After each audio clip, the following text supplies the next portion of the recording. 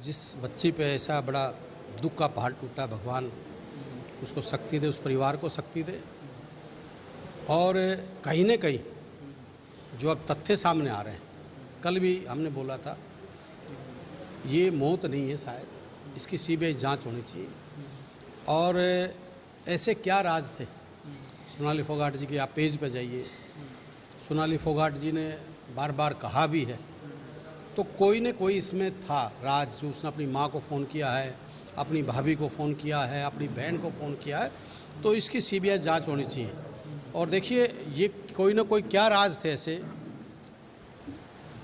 जिसकी वजह से उसकी हत्या हुई है। मैं ये हार्ट फेल होने का मामला मैं तो मानता नहीं हूँ, और भगवान जानता है या सोनाली फोगाट जाने या करने वाले जाने, पर उस परिवार को कहीं न कहीं ये भय है।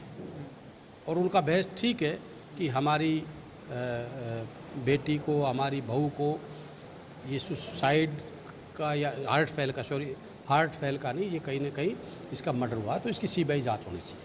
इसको आप ऐसे भी देखते हैं क्योंकि विधानसभा चुनाव नज़दीक था, आदमपुर से वो चुनाव भी लड़ चुकी थी बीजेपी से, और अब आपकी पार्टी के विधायक बीजेपी में चले गए थे। कहीं ना कहीं इससे जोड़ के भी देखा जा सकता है, बहुत सारी चीज़ें सामने आ रही, कहीं ना कहीं उन्होंने स्टेज पर जिस तरह से उनको मान सम्मान नहीं मिला था, कई सारी चर्चाएं सामने आई, कहीं इसका असर तो नहीं कहीं ना कहीं दिखा जा रहा है। देखिए, मैं ऐसे किसी पर ब्लेम नहीं लगा सकता कि मामला नाम किसी का नहीं ले रहे, इसका जोड़ के देख नहीं, इसमें देखिए, नहीं, इसमें मैं कुछ नहीं कह सकता, पर इसमें स्पष्ट है, वो पहले भी उसने एक बार बोला था कि मेरी टिकट कोई नहीं काट सकता, मेरे ऊपर तक ऐसे से मेरे रिश्ते है, रसूख है, तो इसमें जांच होनी चाहिए, सिटिंग जज से जांच होनी चाहिए और सीबीआई से जांच होनी चाहिए। इसका दूध का दूध, पानी का पानी होना चाहिए। देखिए, किसने किया, क्यों किया, क्या नहीं किया, आज मैं किसी पे कहूँ झूठा, मैं ब्लेम किसी पे नहीं लगा सकता।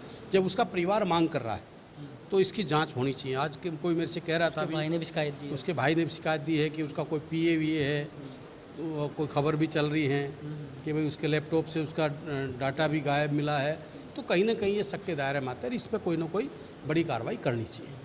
चुनाव को कैसे देखते हैं आदमपुर में, जिस तरह से आपके सांसद दीपेंद्र हुड्डा भी वहीं मौजूद है, हुड्डा साहब भी प्रयास कर रहे हैं, क्या रहने वाला आदमपुर चुनाव में, क्या मानते हैं? देखिए, आदमपुर का चुनाव हम जीतेंगे, जैसे हमने बड़ौदा का इलेक्शन जीता। मैंने उससे भी कहा था आपसे, आदमपुर का इलेक्शन 100% आदमपुर की जनता का इलेक्शन होगा, आदमपुर की जनता जीतेगी। क्योंकि कारण क्या है, कुलदीप बिश्नोई ने सिर्फ और सिर्फ महल की राजनीति की, गरीब और मजदूर और किसान से कुलदीप बिश्नोई ने गले लगाने में बदबू आती थी। और आज मेरे हिसाब से जो आदमपुर की जनता है, वो अब ये मन बना चुकी कि कुलदीप बिश्नोई को घर बैठाने का वक्त आ गया है। जिसने चुन के भेजा, उन्होंने पार्टी के साथ पहले गद्दारी की, आप पार्टी के साथ गद्दारी की, तो उनको पार्टी ने क्या नहीं दिया।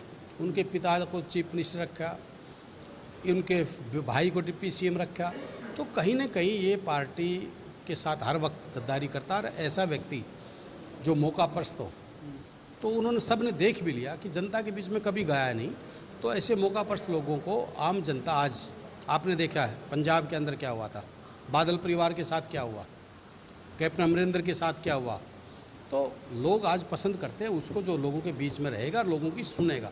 तो महल में बैठ के राजनीतिक नहीं हो सकती। और 100% मैं कह रहा हूँ, कुलदीप बिश्नोई का इलेक्शन अब वहाँ से ख़त्म हो चुका है, और आने वाला समय हमारे कांग्रेस वहाँ से इलेक्शन बहुत अच्छे बहुमत से जीतेगी। तो इसका परिणाम जो आएगा उसका कहीं ना कहीं असर 2024 के चुनाव पर दिखेगा? हाँ, 2024 के असर तो दिख रहा है। मैं आज आपको बता रहा हूँ, आप जाइए, आप आदमपुर छोड़िए, पूरे हरियाणा में किसी कोने में चले जाइए, आज किसान है, मजदूर है, मिडिल मैन है, नौजवान युवा साथी हैं, कोई ऐसा व्यक्ति नहीं जो इस गवर्नमेंट से खुश हो, जिसको बर्बाद करने का काम नहीं किया हो। जय जवान जय किसान का नारा देते थे, आज किसान हमारा सीमा पे शहीद है, खेत में शहीद है, जवान हमारा सीमा पे शहीद है। 2 करोड़ युवाओं के रोज़गार की बात करते थे, आज क्या हो रहा है, 2 करोड़ के हिसाब से 8 साल हमारे दिन के 10 साल के उसमें 22 करोड़ नौकरियां मिलती थी, 7 लाख नौकरियां इन्होंने दी है।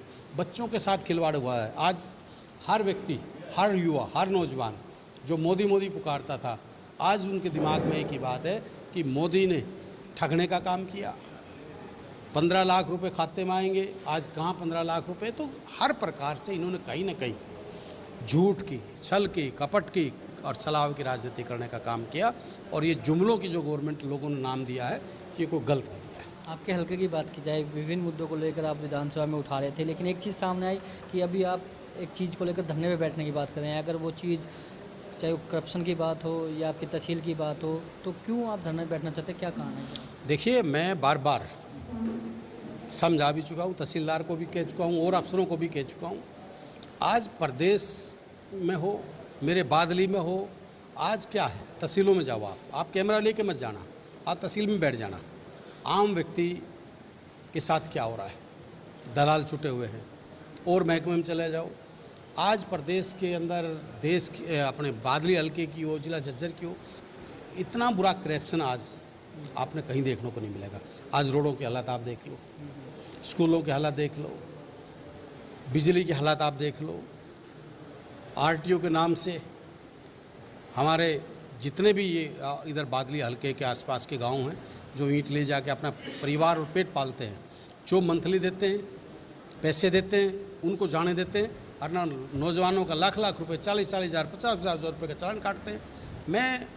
मैंने कितनी बार कहा, मैं मुख्यमंत्री जी से बार बार विधानसभा में कह चुका, आप ऐसा अन्याय ना करो। ओम प्रकाश जी कहते थे मैंने 16,500 करोड़ रुपए के विकास कार्य कराए गाँव में। आज मैं ओम प्रकाश धनखड़ जी से पूछना चाहता हूँ कि आप उस 16,500 करोड़ रुपए आप गाँव में जाके देखिए, कोर्ट के स्कूल के हालात देखिए, और गाँव के स्कूलों के हालात देखिए, रोडों के हालात देखिए। बिजली के नाम पे आप मुंह देख टीका किया जा रहा है, बिजली के नाम पे लोगों पे छापे डाले जा रहे हैं। 50 छापे डलते, 40 छापे के पैसे जेब में, 10 छापों में उजागर करते हैं। ये कहीं ना कहीं प्रदेश को लूटने का काम किया जा रहा है, जनता को मारने का काम किया जा रहा है। ये कहीं कि ऐसे ही मानता आप रोके इन चीज़ों को, विधायक हैं आप, आपकी जिम्मेवारी बनती है, आप भी प्रयास करते होंगे इसी। हम प्रयास कर रहे हैं। हमारे हलके में लोग चोरी बिजली की कोई नहीं कर रहा है। किसी गरीब आदमी ने एक बल्ब वैसे भी लगा मिल गया, उसको भी। तो ये कहीं ना कहीं बदला बदली की राजनीति चल रही है। हमारे बिजली के नाम से छापे, कभी आरटीओ के नाम से। तो मेरे पूरे हलके के लोगों को, ये ओम प्रकाश धनखड़ जी को मैं कहना चाहूँगा, बादली की जनता ने आप चुने थे, तभी आप मंत्री बने थे, और बादली की जनता ने आपको 33,000 वोट अब भी दी हैं। श्रीमान जी, बादली की जनता के साथ अन्याय ना करें। जो बदला बदली की राजनीति छोड़ के, इसी बादली की जनता ने आपकी पहचान बनाई थी, और ना दादरी के अंदर आपकी 2800 या 2500 वोट जो भी आई थी। तो लोगों के साथ बदला बदली की राजनीति छोड़ के हमारे आज पैसे आए पड़े ग्रांटों के, उनके काम नहीं होने दे रहे हैं। रोडों का आपने देखा, मैंने विधानसभा में उठाया, आपकी ग्रांट रोकी जा रही है। मेरी ग्रांट आई पड़ी, तो क्या निकलने नहीं दे रही है? काम नहीं हो रहे हैं, टेंडर नहीं लगने दे रहे हैं। ये कौन शामिल है, अधिकारी शामिल है, कौन? अरे कौन, ये तो आपने पता है, आपने सब पता है। अरे मैंने बता तो दिया, मैं ओम प्रकाश जी से कह तो रहा हूँ, ऐसी छोटी राजनीति मत करो। झज्जर से बादली होते ढासा बॉर्डर का टेंडर छूट गया। आपको देखा रोड की क्या हालत है? आज रोडों में गड्ढे हैं, रोडों में गड्ढे नहीं, अब गड्ढों में रोड है। ये हालात थी। 22/2 को उसका टेंडर छूट जाता है, आप 5/20 को उसका टेंडर कैंसिल हो जाता है। क्यों? ये कहीं ना कहीं भ्रष्टाचार है या नहीं है? उसकी मैंने विधानसभा में उठाया, उसकी जांच होनी चाहिए। क्यों नहीं हो उसकी जांच? आज मेरे स्कूलों के नाम पे ये अच्छी शिक्षा से उसकी बात करते हैं। मेरे बादली के करीबन 20 से 25 स्कूल जिन्होंने किसानों ने ताले लगे। आज 4 दिन पहले शिक्षा मंत्री ओम प्रकाश जी जाते हैं सिकंदरपुर गांव में, आप जाके पूछ के आइयो। आज उसी सिकंदरपुर गांव में मॉडल संस्कृत स्कूल बनाने की बजाय 5 शिक्षकों का ट्रांसफ़र कर दिया जाता है। यही मॉडल शिक्षा है, इनकी नीति है। आज टीचरों को हटा दिया। मेरे लगरपुर का स्कूल था, मर्ज कर दिया। हमारे झज्जर ज़िले के 11 स्कूल मर्ज कर दिए। ये क्या है? तो इनकी ना नीति है, ना इनकी नीयत है। और प्रदेश को कहीं अग्निवीर के नाम से, कहीं शिक्षावीर के नाम से, कहीं बैंक वीर के नाम से, पता नहीं किस किस का वीर देंगे। इन्होंने थाली ताली और ये झंडे, जिन्होंने देश का झंडा तक इन्होंने बेच दिया, उस पर इन्होंने बिजनेस कर लिया। तो ये देश का भला नहीं कर सकते। लेकिन इसका असर आप पे भी तो पड़ेगा विधायक जी, क्योंकि आपके ग्रांट रोके जा रहे हैं, ग्रांट आते तो काम नहीं किए जा रहे। जनता तो यही उम्मीद करेगी विधायक जी काम कराएं और आगे बढ़े और पैसे को जैसे तैसे कैसे भी लेके आए और काम होने चाहिए। देखिए, असर क्या पड़ेगा क्या नहीं पड़ेगा वो मेरे चाचा ताऊ, मेरी बादली की जनता ने सब पता है। नहीं, उम्मीद तो है ना, काम उम्मीद है। मुख्यमंत्री विधानसभा में पहले दिन ये कहते हैं मैं 5 करोड़ रुपए हर विधायक को ग्रांट दूंगा हर साल, और 3 साल में के बाद मुख्यमंत्री विधानसभा में ये कहता है कि भाई मैं तो 5 करोड़ रुपए की ग्रांट सिर्फ 5 साल के लिए दी है। तो जब विधानसभा में ही झूठ बोलते हैं तो इनका क्या यकीन किया जा सकता है। अरना ये था कि भाई हम हर साल हर विधायक को 5 करोड़ रुपए का कोटा देंगे, 2 करोड़ रुपए आदर्श विधायक ग्राम योजना के तहत हर साल देंगे। अब वो भी नहीं दे रहे, तो हम विपक्ष में बैठे, जितनी हमारी औकात है, मेरे पास जो राम है, मेरी हाजिरी है, मैं अपने चाचाओं के बीच में रहता हूँ, जितना मेरा बल का जो मेरा काम होता है वो मैं लोगों के बीच में जाके कर रहा हूँ। पर ये ज़रूर है, जो 10 साल का भुगतान मेरे बादली हल्के ने, हरियाणा की जनता ने किया है, मैं ये श्योरिटी देता हूँ और विश्वास दिलाता हूँ बादली की जनता को, कई 100 गुना ब्याज सहित बादली की जनता का हम विकास भी करेंगे। बहुत जल्दी आपका राज आने वाला है, विकास भी करेंगे, और रोजगार जो युवा हमारे बेरोजगारी चल रही है, समय आने पर ये सूद सहित इसका हम हिसाब भी लेंगे। बिल्कुल, तो सूद सहित हिसाब लिया जाएगा, और जब सरकार आएगी तो विकास भी किया जाएगा, और 10 गुना विकास का दावा विधायक जी की तरफ से किया गया। बहुत सारे आरोप भी उनकी तरफ से लगाए गए हैं। उम्मीद करते हैं बादली में विकास होगा, और जनता भी जिस तरह से विधायकों से, उनके नुमाइंदों से उम्मीद करती है, उनकी उम्मीदें भी कहीं ना कहीं पूरी होगी। संजीत खन्ना, खबरें अभी तक, झज्जर।